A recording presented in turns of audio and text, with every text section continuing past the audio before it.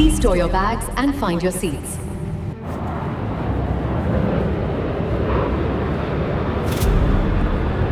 Quickly, keep moving.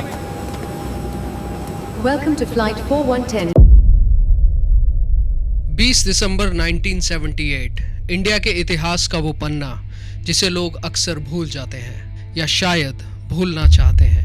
उस वक्त पूरा देश एक अजीब से पॉलिटिकल हैंगओवर में था। उस वक्त की रही पीएम लेट श्रीमती इंदिरा गांधी के द्वारा लगाई गई इमरजेंसी खत्म हो चुकी थी, लेकिन उसकी दहशत अभी भी देश में कायम थी। एक तरफ दिल्ली की ठंड थी और दूसरी तरफ पार्लियामेंट की आग। इंदिरा गांधी जी को अरेस्ट किया गया था, उन्हें तिहाड़ भेजा गया था। उनके सपोर्टर्स सड़कों पर थे, लेकिन दो लड़के थे जिन्हें लग रहा था कि सड़कों पर चिल्लाने से कुछ नहीं होगा। उन्हें कुछ बड़ा करना था, ऐसा कुछ जो दुनिया हिला दे।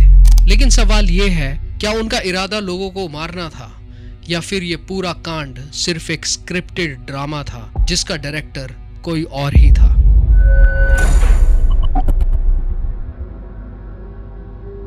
देखिए, 1978 का जो माहौल था वो बिल्कुल डू और डाई वाला था कांग्रेस कार्यकर्ताओं के लिए। उन्हें लग रहा था कि अगर इंदिरा जी जेल में रही तो पार्टी खत्म हो जाएगी।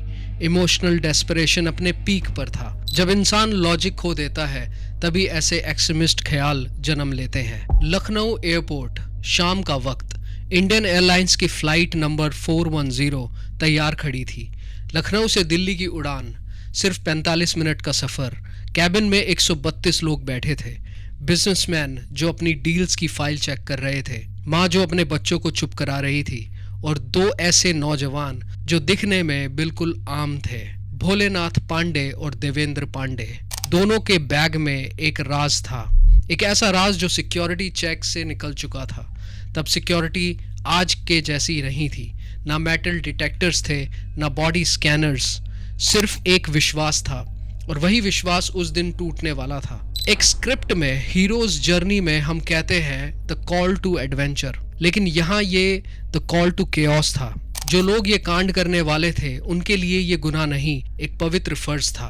भोलेनाथ और देवेंद्र ये सिर्फ दो नाम नहीं थे, ये उस मिट्टी की पैदाइश थे जहाँ लोग सियासत को पानी से ज्यादा पीते हैं। उत्तर प्रदेश, बालिया और सुल्तानपुर के वो इलाके जहाँ बागी होना एक परंपरा है। 1970s का डाकू एरा खत्म हो रहा था, लेकिन पॉलिटिकल बाहुबलीज का दौर शुरू हो रहा था। इन दोनों भाइयों के लिए पावर का मतलब था दिल्ली का तख्त, और उस तख्त पर बैठी थी इंदिरा प्रियदर्शनी गांधी।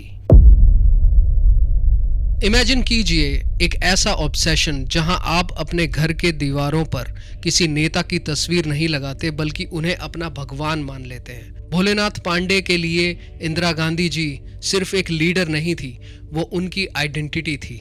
जब 1977 में कांग्रेस बुरी तरह हारी तो इन दोनों के दिमाग में एक ऐसी चोट लगी जो कभी भर नहीं पाई। देखिए, उस वक्त यूथ कांग्रेस में एक अजीब सा कल्ट ऑफ पर्सनालिटी डेवलप हो रहा था। संजय गांधी ने जो फोर्स बिल्ड की थी, वो लोग कानून से नहीं डरते थे। भोलेनाथ और देवेंद्र उसी सिस्टम के प्रोडक्ट्स थे। उनके लिए लॉयल्टी का मतलब था कुछ भी कर गुजरने की हद। हीरोज जर्नी में एक बहुत महत्वपूर्ण मोड़ होता है, the crossing of the threshold. लेकिन भोलेनाथ और देवेंद्र के लिए ये थ्रेशोल्ड कोई सरहद नहीं था, बल्कि उनके दिमाग की एक लकीर थी। वो लकीर जहां एक सपोर्टर एक ऑब्सेसिव में बदल जाता है। हमें रुक कर एक सवाल पूछना होगा, how dangerous is this obsession? जब आप किसी नेता या किसी पार्टी को अंधभक्ति से फॉलो करते हैं तो आपकी अपनी आइडेंटिटी खत्म हो जाती है। इंडिया जैसी डाइवर्स डेमोक्रेसी में एक ऑब्सेशन एक सोशल कैंसर की तरह फैलता है। जब वफादारी अंधभक्ति में बदल जाती है तो इंसान अपना मॉरल कॉम्पास खो देता है। वो किसी नेता को इंसान नहीं बल्कि भगवान मान लेता है, और उस भगवान के लिए किया गया गुनाह उसे बलिदान या पवित्र फर्ज लगने लगता है। सोसाइटी के लिए एक जहर है, क्योंकि ये लॉजिक को इमोशन से रिप्लेस कर देता है। In the end the person loses their identity, the society loses its peace and the country loses its soul, all at the altar of a single flawed human being. Bholenath और देवेंद्र उसी alter पर खड़े थे।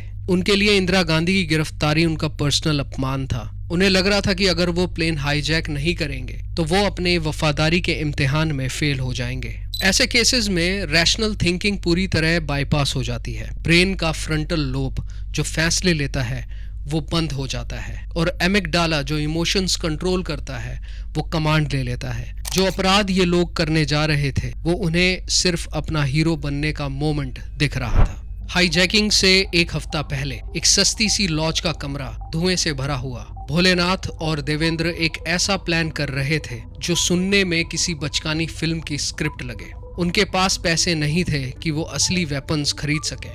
Black market में pistols महंगी थी, लेकिन उन्हें वेपन्स चाहिए ही क्यों थे? उन्हें तो बस सिर्फ डर चाहिए था।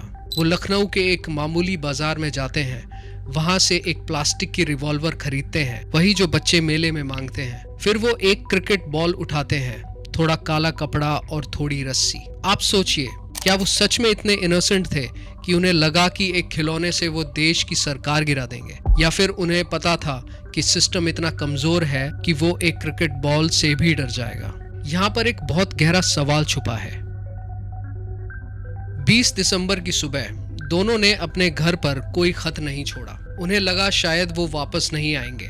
उन्होंने लखनऊ एयरपोर्ट के लिए टैक्सी ली। उनके झोले में वो वेपन्स थे जो किसी को हंसा सकते थे, लेकिन उस दिन वो 132 लोगों के रोने की वजह बनने वाले थे। जब वो एयरपोर्ट सिक्योरिटी से गुजरे, उनका दिल जोर से धड़क रहा था, लेकिन 1978 में सिक्योरिटी का मतलब होता था सिर्फ एक नाम पूछना और टिकट देखना। वो प्लेन के अंदर दाखिल हुए। सीट मिली नंबर 4 और नंबर 5। इनकी साइकोलॉजी में एक ग्रैंडवर डिल्यूजन था। उन्हें लग रहा था कि जैसे ही वो प्लेन हाईजैक करेंगे, पूरा देश उनके साथ खड़ा हो जाएगा। वो खुद को रेवोल्यूशनरी समझ रहे थे, लेकिन रियलिटी में वो सिर्फ एक भटके हुए नौजवान थे जो इतिहास में अपना नाम दर्ज करवाना चाहते थे, चाहे वो खून से हो या खिलौने से। एयरप्लेन हवा में सेटल होता है, एयर होस्टेसेस स्नैक्स निकालती हैं, सब कुछ नॉर्मल है, लेकिन सीट नंबर 4 और 5 पर बैठे लड़कों के हाथ कांप रहे थे।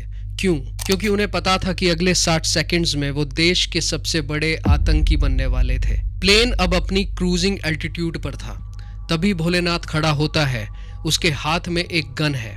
वो चिल्लाता है, कोई अपनी जगह से नहीं हिलेगा, ये प्लेन अब हमारे कब्जे में है। सन्नाटा, एक ऐसा सन्नाटा जो कानों को फाड़ दे। पैसेंजर्स को लगा कि ये मजाक है, लेकिन जब देवेंद्र ने अपने झोले से एक काला बॉम्ब निकाला, तब चीखें शुरू हो गई। कैप्टन MN बट्टीवाला कॉकपिट में थे जब उन्हें ये मैसेज मिला, वी आर हाईजैक्ड। हाईजैकिंग में सबसे पहला साइकोलॉजिकल शॉक होता है वो लॉस ऑफ कंट्रोल। 30,000 फीट पर आप कहीं भाग नहीं सकते। हाईजैकर्स का मकसद खून बहाना नहीं, बल्कि टेरर एस्टैब्लिश करना होता है। कैप्टन को फोर्स किया गया रास्ता बदलने के लिए। आखिर उनकी डिमांड क्या थी? उनकी डिमांड थी release of Indira Gandhi and her son Sanjay Gandhi and resignation of the Janata party's government. उन्हें लग रहा था कि एक प्लेन हाईजैक करके वो इंडिया की जुडिशरी और पार्लियामेंट को झुका देंगे। It was delusional, it was dark, it was amateur.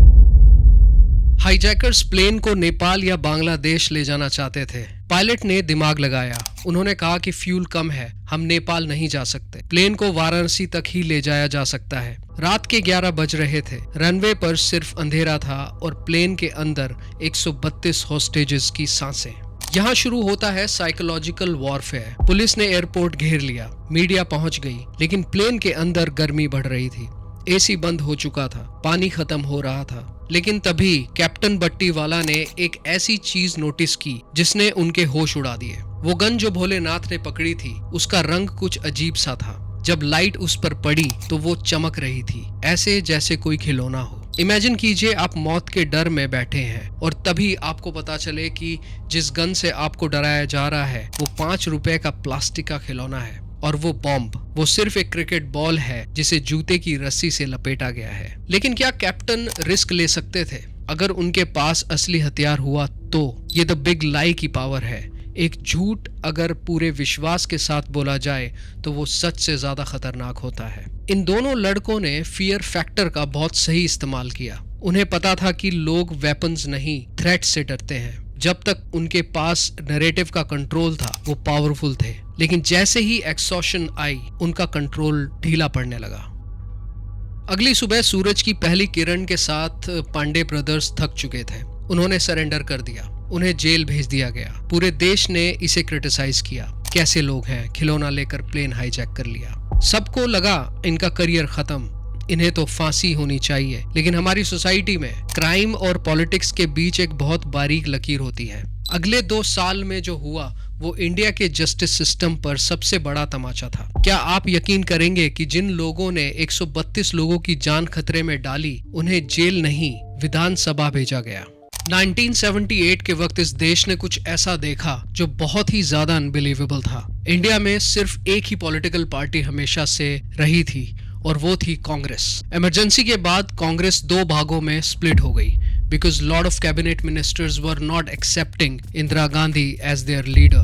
Hence Indira ji split from Congress and made her own political party which is known as INC, Indian National Congress, then and now. And old Congress was dissolved in 1978 itself and was emerged as opposition to INC, which became Bharatiya Jan Sangh and Janata Party, जिसे हम आज BJP के नाम से जानते हैं। इंदिरा जी ने 1980 के लोकसभा इलेक्शंस में सिंगल हैंडेडली मेजॉरिटी हासिल की थी with whooping 353 seats out of 542।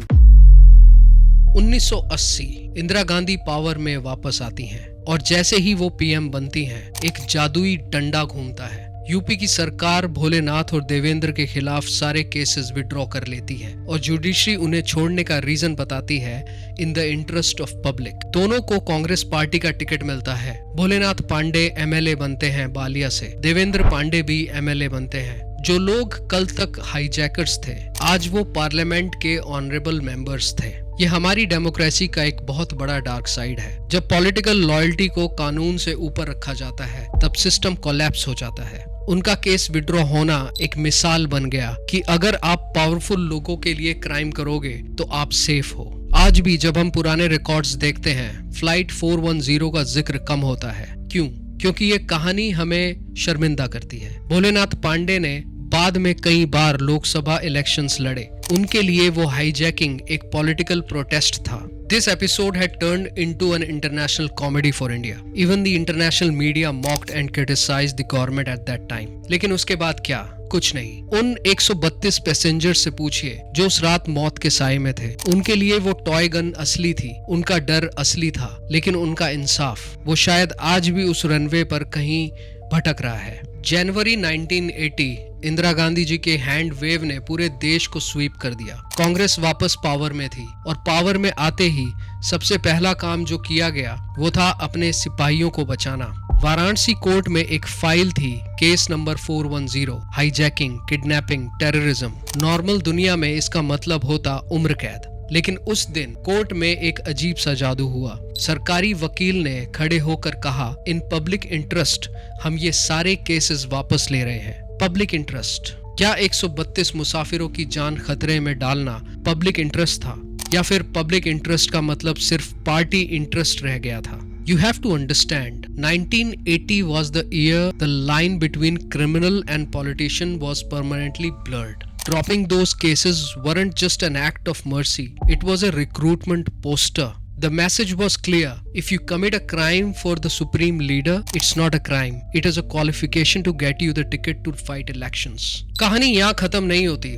असली डार्क कॉमेडी तो अब शुरू होती है। जो लोग कल तक प्लेन के कॉकपिट में बंदूक लेकर खड़े थे, अगले ही पल वो उत्तर प्रदेश की विधानसभा में कानून बनाने बैठ गए थे। भोलेनाथ पांडे 2 बार एमएलए बने बालिया से। बाद में उन्होंने कई बार लोकसभा के इलेक्शंस भी लड़े सीलमपुर से।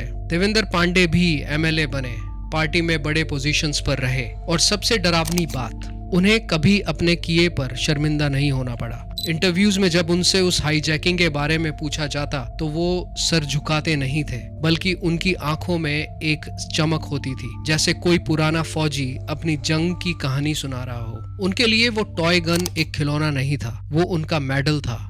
एक ऐसा मेडल जिसने उन्हें सड़क से उठाकर सत्ता के गलियारों में बिठा दिया। आज 45 साल बाद फ्लाइट 410 की कहानी हमें क्या सिखाती है? ये कहानी हमें सिखाती है कि भारत में हीरो और विलन की डेफिनेशन कितनी जल्दी बदल जाती है। हम उस दिन की बात करते हैं जब डेमोक्रेसी को हाईजैक किया गया था, लेकिन सच तो ये है कि उस दिन सिर्फ एक प्लेन हाईजैक नहीं हुआ था, उस दिन देश का मोरल कॉम्पास भी हाईजैक हुआ था। The legacy of Flight 410 isn't about aviation security, it's about political impunity. It set a precedent that haunts us even today, that if your politics are right, your crimes are forgivable. जो आज की politics में भी हमें देखने को मिल रहे हैं। वो 132 लोग जो उस रात प्लेन में थे, उनका डर असली था, उनकी चीखें असली थी, लेकिन जिस वेपन से उन्हें डराया गया वो नकली था, और जिस सिस्टम ने उन्हें इंसाफ देना था वो शायद सबसे बड़ा नकली साबित हुआ। दिस इज तलाशी द क्राइम हंट, और ये थी कहानी उस उड़ान की जो जमीन पर तो उतर गई लेकिन हमारी सियासत को हवा में लटका गई। Thank you for watching this video. मिलते हैं अगले वीडियो में। Bye now.